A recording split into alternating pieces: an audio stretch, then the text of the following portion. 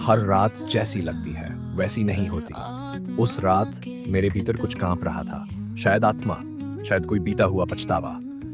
मैं फिर उसी पथरीले श्मशान की ओर बढ़ा, हर कदम जैसे आत्मा को चीरता जा रहा था। अंधेरे की चुप्पी भीतर तक उतरती जा रही थी, सांसें रुक रुक के चल रही थी। बरगद के पेड़ की जड़ें मुझे खींच रही थी, जैसे कह रही हो, इस बार लौट नहीं पाओगे विक्रम। मैंने आंखें बंद की और जैसे ही शव को कंधे पर डाला, वो हंसी, वो नुकीली सीने में उतरती हुई हंसी फिर गूंजी, राजन तू फिर आया। आज आखिरी खेल है, लेकिन हार तुझसे नहीं होगी, तेरे विश्वास से होगी। उसने बोलना शुरू किया। उसकी आवाज में जादू था, लेकिन वो जादू डर से लथपथ था, सड़ा हुआ, खुला हुआ, जैसे आत्मा कराह रही हो। 3 रानियां थी विक्रम, 3 प्रेमिकाएं, 3 चेहरों की एक ही नियति। सुरेखा जो प्रेम से डरी, माधवी जो प्रेम में डूबी, और रेवती जो सिर्फ शासन चाहती थी। जैसे ही वो बोल रहा था, मेरे सामने दृश्य बनने लगे। सुरेखा की आंखों में डर था, एक पत्नी का डर जो अपने प्रेम को खोने से कांप रही थी। माधवी की आंखों में खालीपन था, जैसे वो खुद को भूलती जा रही थी। और रेवती, उसकी आंखें खाली नहीं थी, वो आंखें धुएं से भरी थी, लालच से जल रही थी।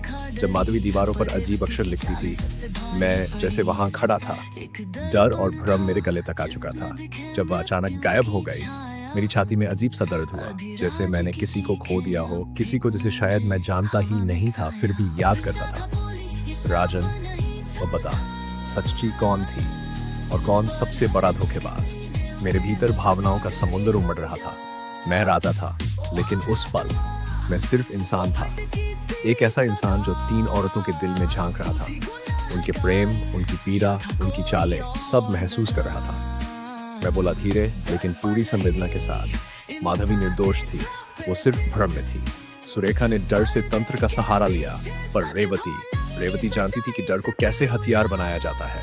वही असली अपराधी थी। उसने फिर हंसी छोड़ी, लेकिन इस बार हंसी में हार की छाया थी, थकावट थी, शायद मोक्ष की एक उम्मीद थी। एक दर्पण था विक्रम, जिसमें जो देखे वो 3 दिन में मर जाए। अधिराज ने देखा और मर गया। जब उसने कहा कि अधिराज मर गया, तो मुझे लगा जैसे कोई मेरा अपना बेटा चला गया हो। मेरी रगों में खून नहीं, अफसोस दौड़ने लगा। गले में कुछ अटक गया, कुछ निकल नहीं रहा था। विशाखा ने कहा, ये श्राप नहीं, हत्या थी, पर कोई नहीं माना। उस दर्पण में सिर्फ अधिराज नहीं मरा था, वहां मर गई थी मासूमियत, न्याय और एक बेटे का भविष्य। क्या ये वाकई श्राप था विक्रम, या एक धोखा? मेरे होंठ सूख चुके थे, लेकिन मैंने जवाब दिया, अपने पिता जैसे अनुभव और न्याय की शक्ति के साथ। दर्पण नहीं, इंसान श्रापित थे। अधिराज की हत्या एक षड्यंत्र थी। दर्पण, वो सिर्फ एक पर्दा था, पीछे खड़ा था एक क्रूर ठंडा सच। मैंने जब ये कहा, तो लगा जैसे मैं सिर्फ एक आत्मा को नहीं, अपने अंदर के डर को, अपराध बोध को हर रहा हूँ। और तब उसने अपने असली चेहरे से मुझे मिलवाया। मैं वो तांत्रिक हूँ विक्रम, जिसे तुमने राज्य से निकाल दिया था। मैं गलत था, लेकिन मैं इंसान था। मुझे अवसर नहीं मिला, बस दंड मिला। तुमने न्याय किया, पर मेरी आत्मा भटक गई। अब जब तुमने मेरी कहानियां सुनी, समझी मैं मुक्त हो सकता हूँ। मेरी आंखों में आंसू थे। एक राजा के निर्णय ने उसे शापित कर दिया था, और आज उसी राजा ने उसे मोक्ष दे दिया। उस रात पहली बार शव भारी नहीं लगा। उसमें कोई बोझ नहीं था, कोई पाप नहीं था। सिर्फ एक आत्मा थी जो सैकड़ों सालों से शांति चाह रही थी। जब मैंने शव को पेड़ पर लटकाया, वो खुद हवा में उठने लगा, एक उजली रोशनी से लिपटा, और फिर वो लोप हो गया। सिर्फ एक आवाज रह गई, राजन, हर कहानी में कोई आत्मा है, बस उसे सुनने वाला चाहिए। आज तुमने सुना और मुझे मुक्त किया। अंतिम शब्द, मैं लौट तो आया, लेकिन वो कहानी अभी बाकी है।